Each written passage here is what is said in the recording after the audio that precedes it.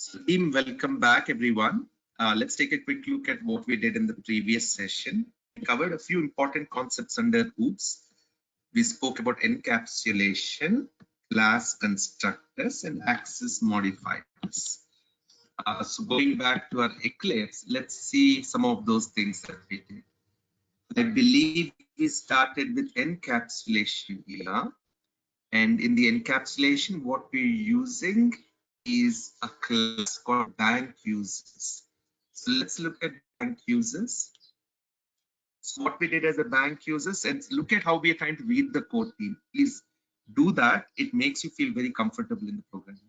So I've come to the bank users. I see there's vname, vpassword balance, the private string.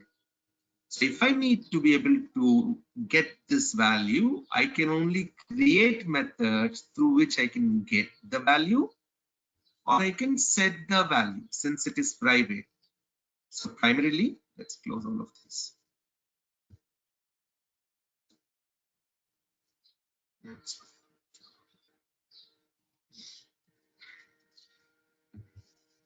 And we have those two methods team for this specific function. Get SSN, set SSN. So in our encapsulation, if I do v1 dot, I could not see SSN directly. I cannot get it from the object. What I can do is I can use the methods to be able to do it. And hence I'm encapsulating my private or critical content from direct access by any object belonging to it. Though that information is related to object, we don't want that object to access it as much as we want. That was our encapsulation thing. Next, we spoke about constructors, I'm assuming. So here I created something called bank users 2. So in bank users 2, let's see how that looks. Almost the same. I have private, then I have a public bank users 2 team. Constructor method having the same name as the class. In this case, we're not sending any arguments. But constructors, we could also send arguments into a team and say that, you know, while creating the class, set some values into it. So for example, shall I add it here itself? Let's just say J37 underscore. What constructor I'm saying? Constructors arguments. I have a main method, so I'll keep that. So like in my constructors.java, let's say I create this bank users, which is there, a simple one. Get SSN, set SSN is there, and bank users 2 is there, correct? So see, in this by default, we were setting it to $500 and password also. Now what I will do is I'll take a copy of this, save all, Control V, this is 3, fine. And in bank users 3, here I'll send two strings team, string X, comma string Y. So X goes here into my V balance and Y goes here into my password. So now if I have a constructor that I need to do with that, how do I do it? So static void main string of documents, and I said bank users 3 D4. Let's just put V equals new bank users 3. So at this point, we are trying to create an object. So see, it is giving us a red line on this line 5. So if you see, it says that to create this, you also need to pass the constructor. So I need to say here, I will send 500 comma, password is like this.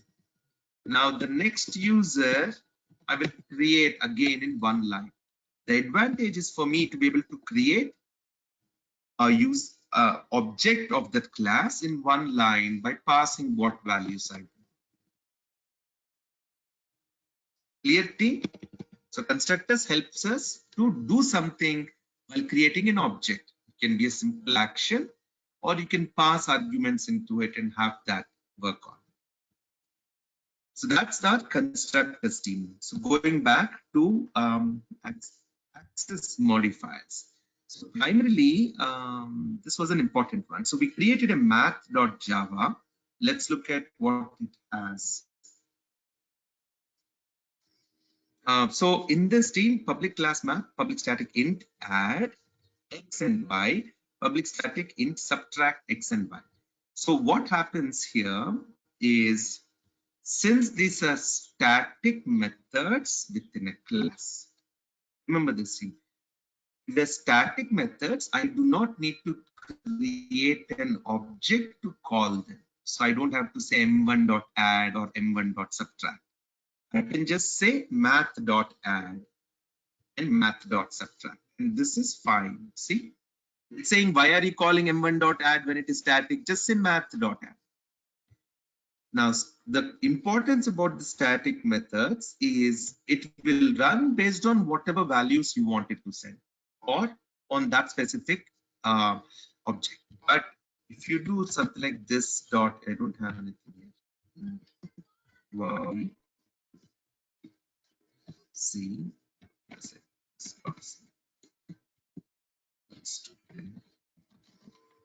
so you'll notice that for a static, you cannot use this in it. For a static method, you cannot refer to one object for it. So it's common to all objects. Objects to that class. All right. And that was how we used static in there. Let's look at the next one. Did we create this bank user? Why did we do this? We talked about a few things. So there's a new class that we created yesterday called bank org. I'm doing the review team because these are important concepts. And as I explained, so, you know, encapsulation, constructors, and access modifiers with arguments,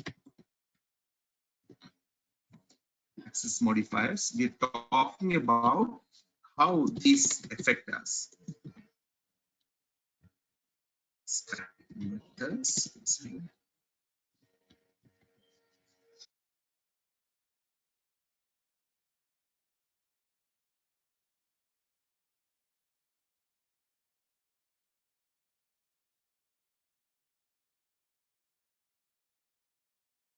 Sorry, there was a bank org. So what does bank org have?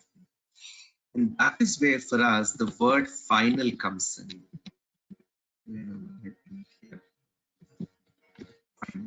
So when I say final team, I have no opportunity to be able to work with this content through the objects.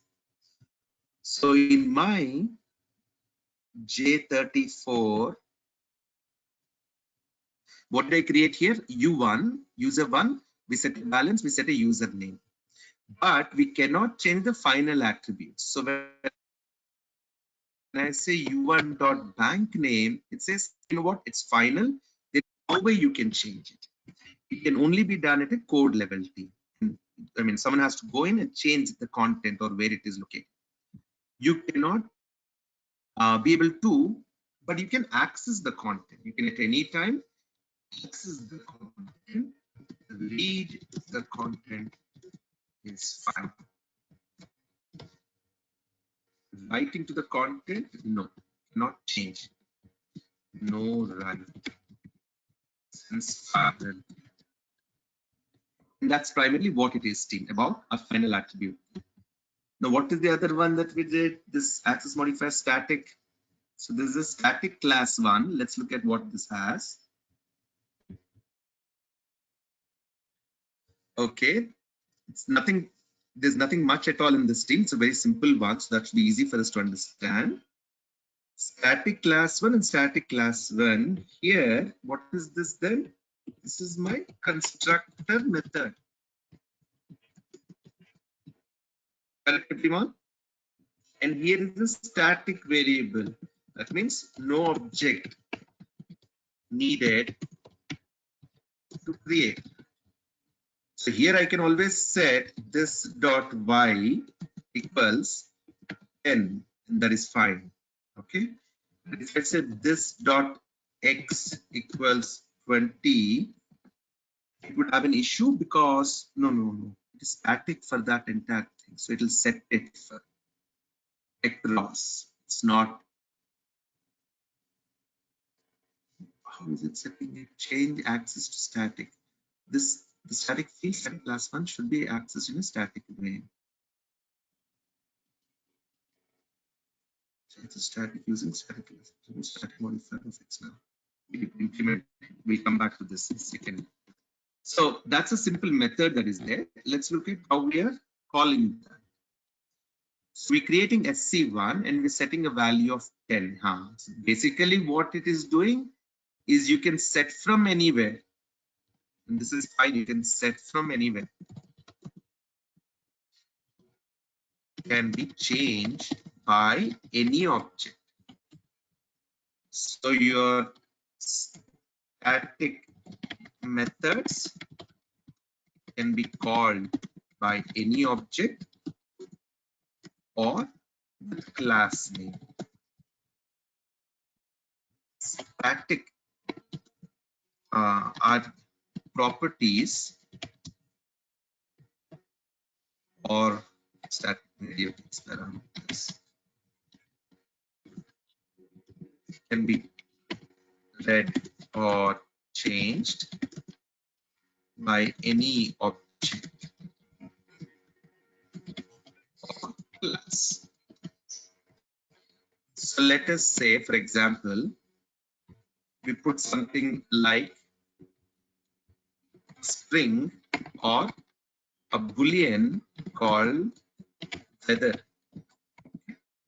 and I'll say this dot weather equals weather sunny equals true. Now this is a static method for me. Sorry, static argument. This dot weather sunny. Now what it means is any user can set the weather. That's what it means. Once set, not any user, any object or class itself. Once set,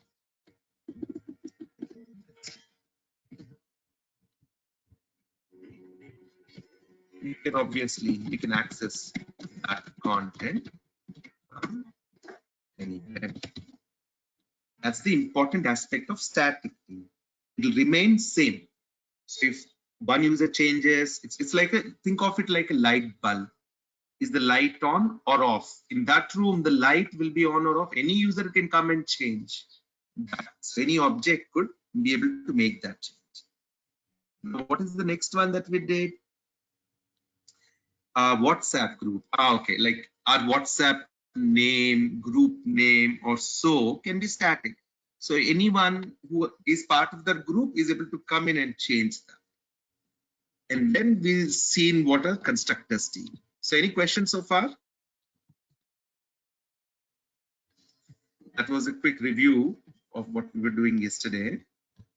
And these are important concepts in OOP still. It takes us at least a couple of rounds of repetitive learning and practice to get it synced nicely. The videos are there for you all to watch. Let's talk about method overloading thing. So let's say this, I have math.java, right? So I will copy this, save them all, close them all, math. I don't need this, but copy paste to math2. Okay. So here, see, I have the math method created for integers. So if I have a new one here and I say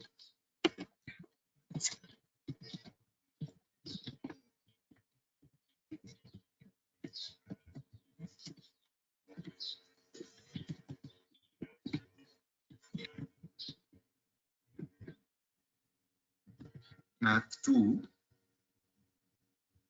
use math2 now. Math2, I'll say m equals new math2. Now, this I don't believe this is static method, so I don't even need anything. I can just say math2 of 10 comma 20. Oh, sorry, math2 dot add 10 20, and that's good. We'll do that result. The same, if I say 10.4 and 20.5, it will have an issue thing, because this add method can only take integers as inputs, and that's a problem. This is dot z for static method, you can refer to one object for.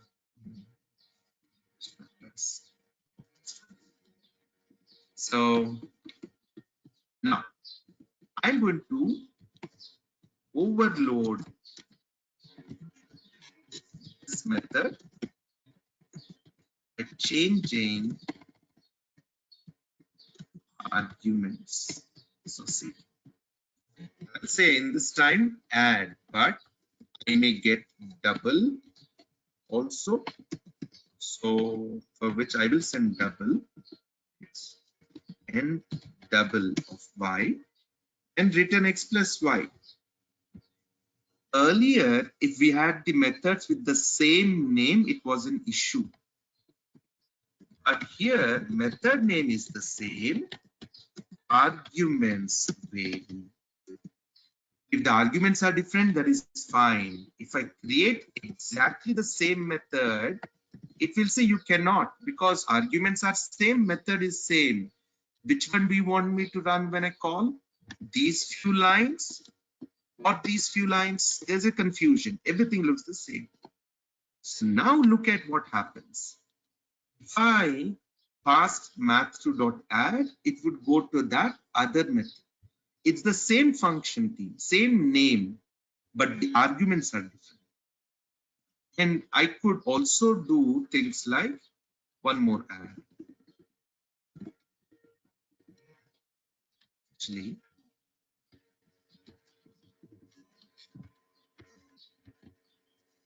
back to integers in Z. Now see what I did. That method here, sending two ints, sending two doubles. Now I'll say math2 dot add. Do you see the variations team? Add with two doubles, add with two integers, add with xyz. That's the beauty of this programming tools team. As you keep going, you'll see how you can give user the ability to do a lot of things. Same add method. Hey, you know what? You want to add three numbers? Great. Okay, like this. This is what I do. I don't even need to create an object called them. It's a static method that we have. So when we have same name of method, different arguments, that's your method overloading. And that is where you basically come into the concept of how you can use same method but different outputs. Clear everyone? What is method overload? Same name but different inputs that you send, and it can do different activities based on that. J39 underscore inheritance.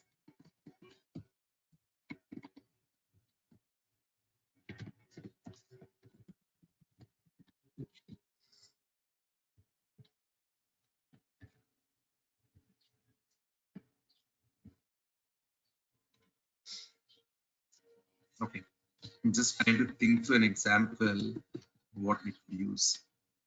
Team,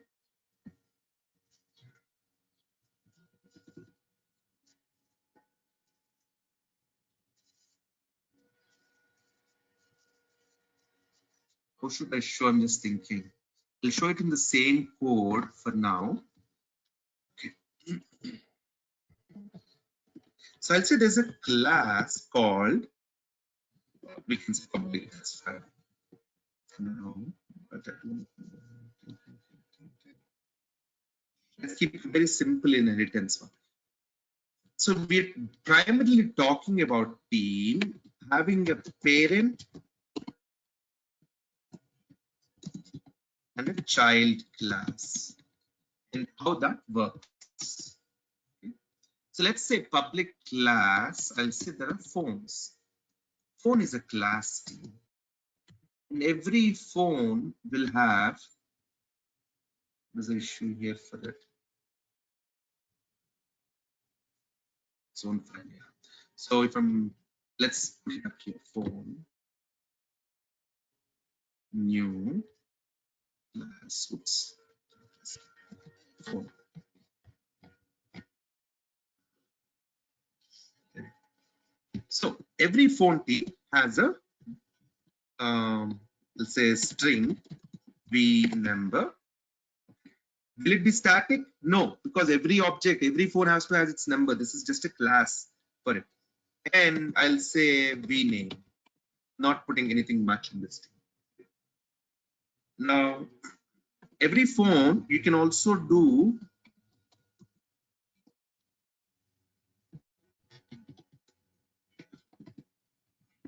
public void call. And here I'll say string v name or here I'll say making a call plus 2. That's my method. I don't know why. And I can also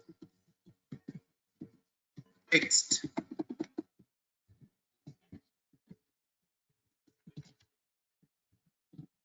string msg call making send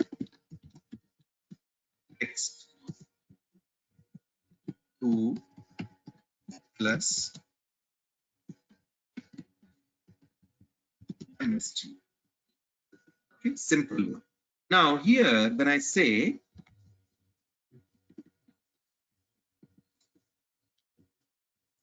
phone p1 equals new phone,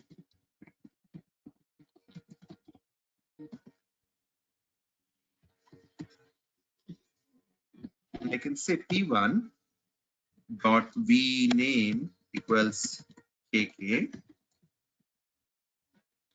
p1 dot v number equals 8, and then I can say p1 dot make it call to mark, and p1 dot. Are you understanding, team? I'm trying to keep the code and the logic as simple as possible, so it's easy for us to interact with all of these options. P1 dot call is done, then text we have, and here to mark. Okay, let's say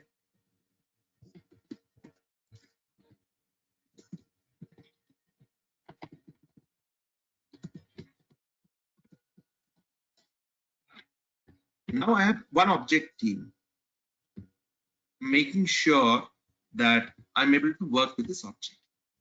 Now, think of a class that is smarter than a phone, that can do something more. So I have now a smartphone team. Okay.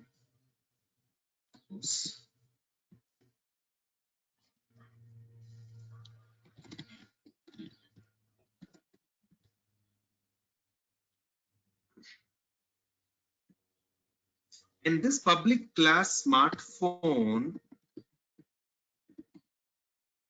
will basically, I'm going to say, extends phone. Let's see if it accepts that.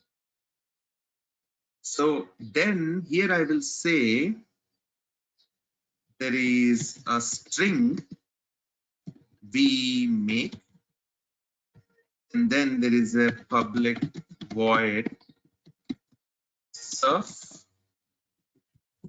That is like you get an opportunity to surf the web. And let's say apps download.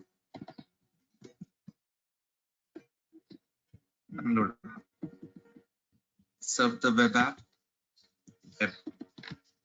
through the smartphone.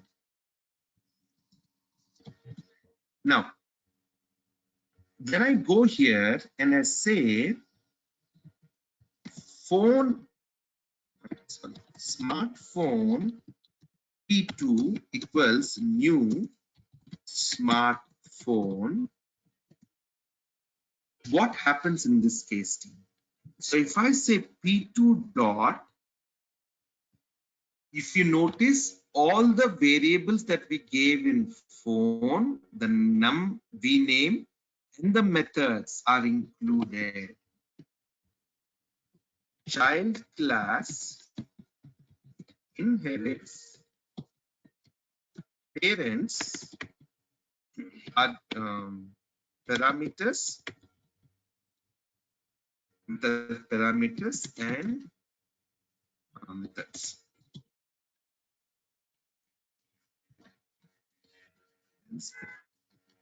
Child class then can implement additional features.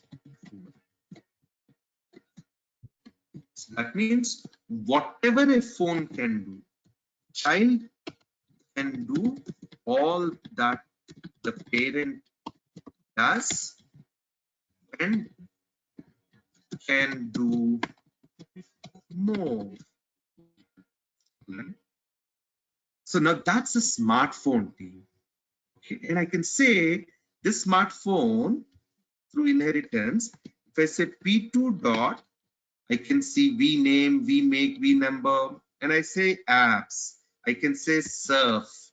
I can say P2 dot apps. But if I say P1, even if I say it here, you wouldn't see apps here because P1 came from phone, P2 came from smartphone.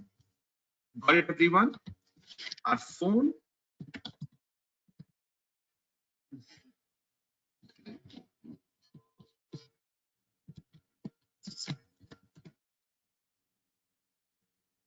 digital interaction, so I know what's happening with you.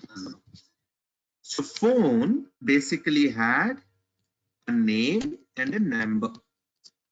You could call or you could text through a phone. Now came a child. Child basically says, oh, you know what? I will have all of this. Plus, I will have what did I put for additional argument? Model, I did, yeah. As I said, I had added the model. And you can surf and you can also do some apps. That's my smartphone. Now, look at this. That's a smartphone. I will create one more class here, new. I'll call this as a flip phone now. The flip phone extends phone. So the keyword extends is the keyword to inherit. So when I say public class flip phone extends phone, then what I will do, team? Here, I'm just adding a new method, public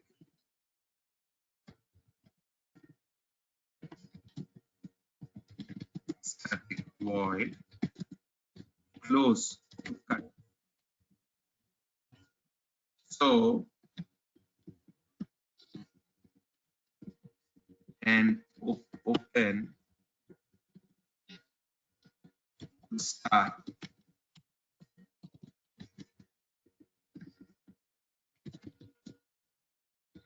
Cut the call by closing the flip.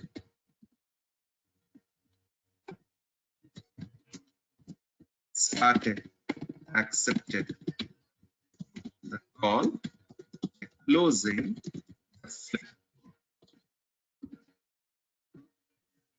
Now here is my different one. So see, from the same phone, I got one model called smartphone. I got another model called flip phone. So they both again will have whatever the parent has and can do their own things. So in my method or class where I work on, I will say I have a flip phone now, and that is P3 equals new flip phone, and then I can say P3 dot cut, close to cut, P3 dot what's that? Open start. So these are enough for me. I think these are static methods I created. Is it? Flip phone, public void else. That way, you need an object to be able to do. It cannot be static methods, team. Why close to cut, open to start? This cannot be static methods. You need actually a phone to do it. You need an object to do it. That's why we want to make sure that's there. Now let's run this and see what happens. So we did that. We could serve the web through the other phone, cut the call by closing, accepted the call by closing the flip. By accepted the call by opening the flip. So now from one parent, I got two child, and each child is able to do specific things to you. And that's primarily your inheritance. Where are you inheriting from, and what all can you do with it? And there is the final keyword, restricts further inheritance. So if I say that flip phone public, so if I say this is final class flip phone, okay,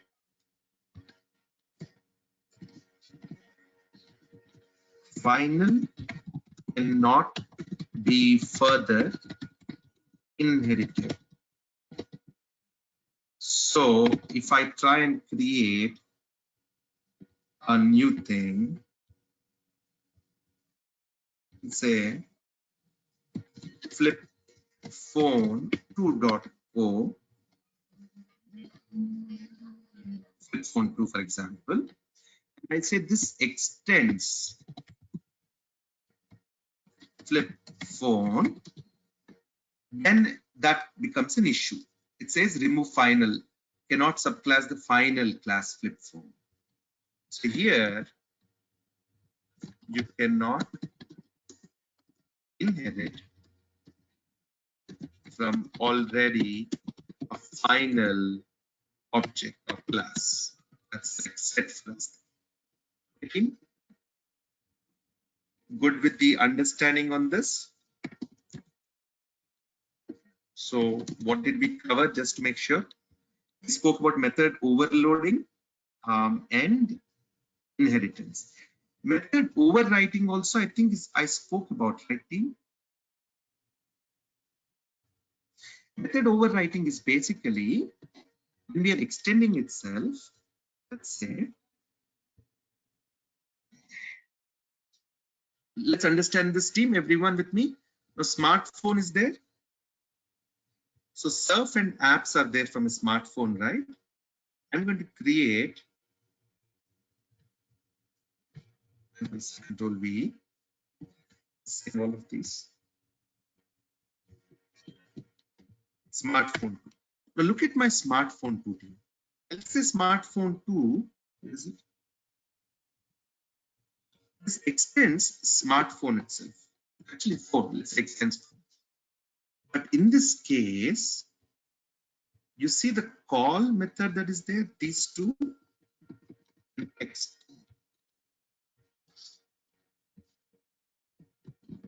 Oops.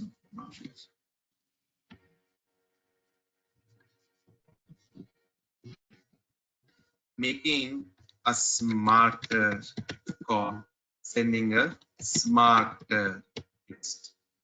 So what I did is I'm overwriting parent method with child method, and it would take the child method into consideration for these two. So if I go to J40 underscore method overwriting.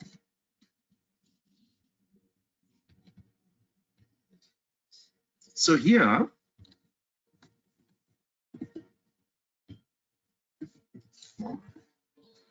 if I have a smartphone P1, new smartphone. This is why is there a yellow line on P1? Because we didn't use anything. Now smartphone 2 is with P2.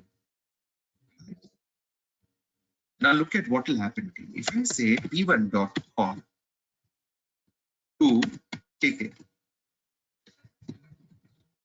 and now I say P2.com to KK.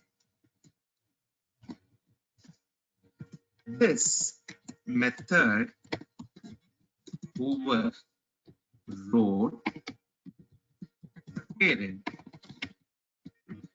in this case. So let's try and run this.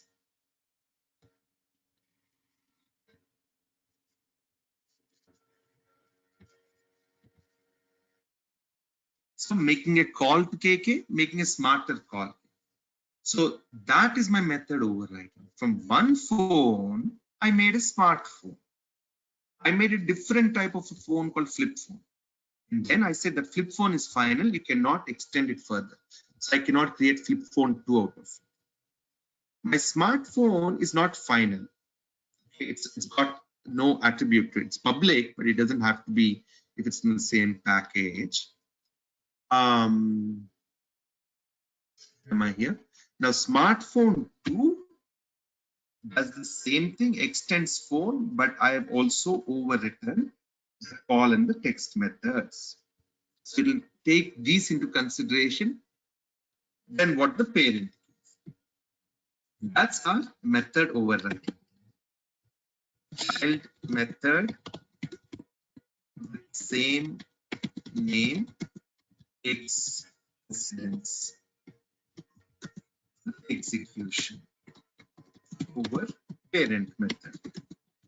I'm trying to write also as a definition team, nothing much. Team, you've got the basic idea of method overwriting.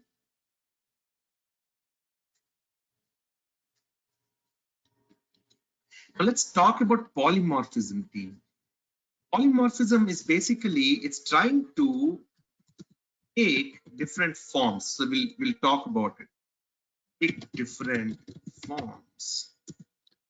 How do I say?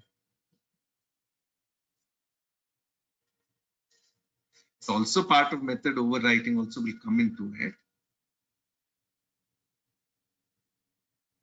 Let's briefly mention it, team, in an example, and then we will look at more.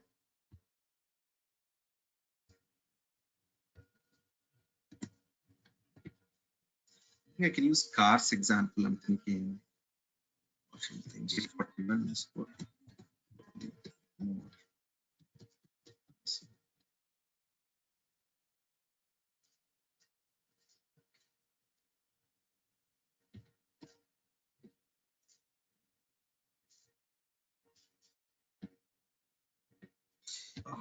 So let's talk talk about a class of cars team. Okay. So what I can do is, instead of having them in different one, I'll just say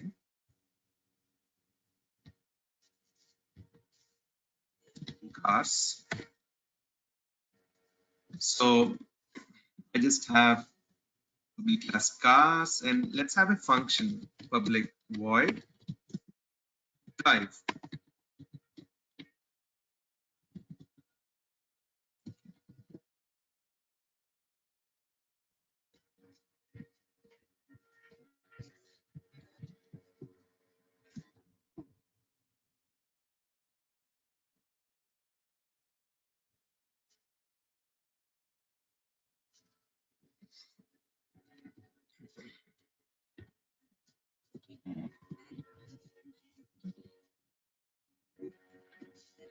So here's a public class called cars team, and in general you can drive your cars. Let us talk about the basic concept.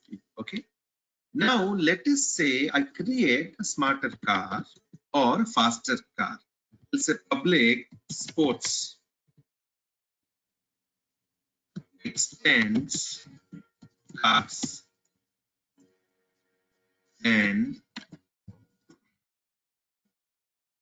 I'll say actually I don't need public instance for both of them.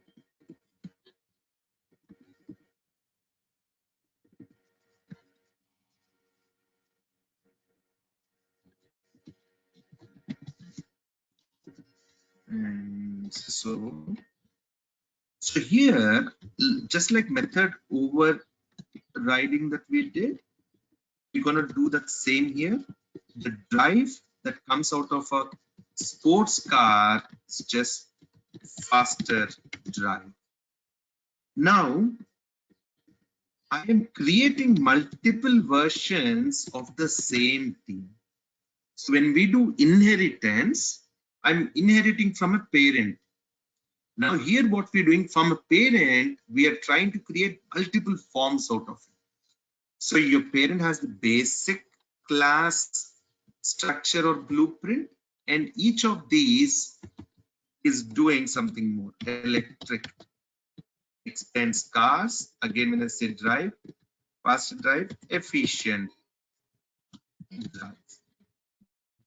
So in my polymorphism, as in general, if I say cars C1 equals new cars, so that's done. And I say sports S1 equals to new sports, and I say electric, it is electric E1 equals to new electric C1 S1 E1. Okay, so now see, when I say C1 dot drive and then S1 dot drive and E1 dot drive, each of them have their own drive stream. So this is where you are able to perform different task streams and also be able to overwrite these methods that are already created. So from one parent, you're trying to create different forms of it, each one trying to do the same. And let's say run J41. So just drive, faster drive, efficient. So your cars as a basic class team has that content. So anytime you're extending any of these, so let us say this is final class electric. So I can't basically class electric sports extends sports, and that's fine.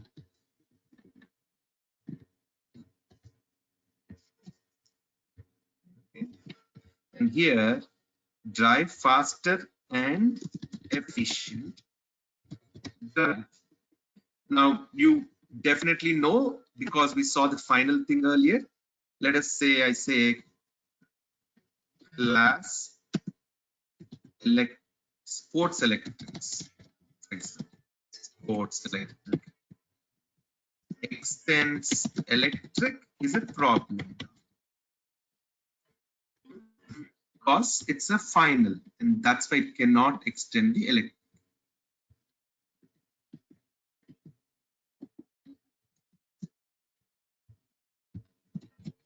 Not let it extend from final class, and hence this is left.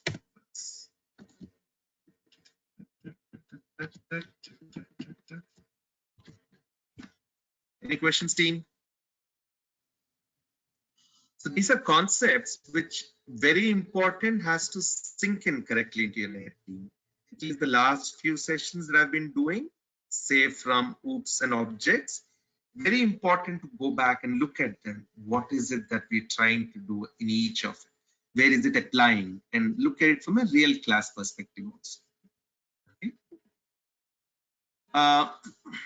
Let's talk a little bit about abstraction, team. Polymorphism, I spoke, taking different forms. How do I show that here?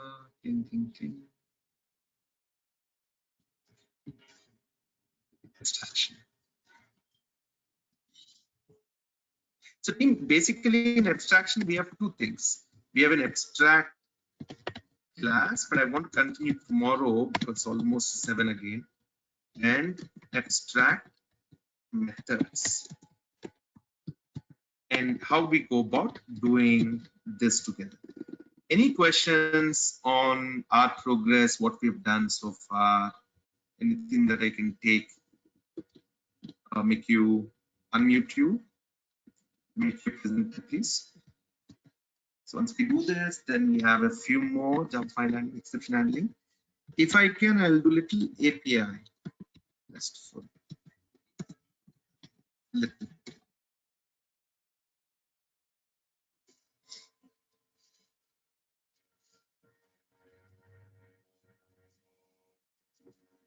Let me see the chat messages team. Where are you?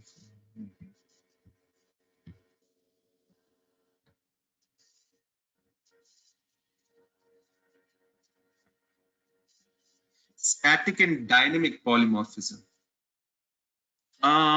Static and dynamic polymorphism. Sure. Let me see if I can pick up some content on it. Put it on a chat message for me, Bhargavi. I'll look into that.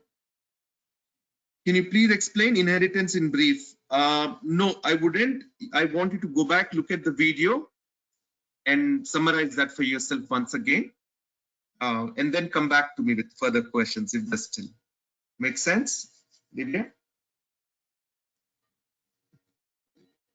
Because I want you to look at the whole logic team, not just the summary of it. Primarily for us, what is important is we have a parent class and taking a child class for it. So how do we use extend to say that I want to extend a parent to child? You'll get all the properties, you'll get all the methods, you can override them. That's what we're doing. All right, everyone. Thank you so much. We'll see you all back on tomorrow. A few more sessions. Take care.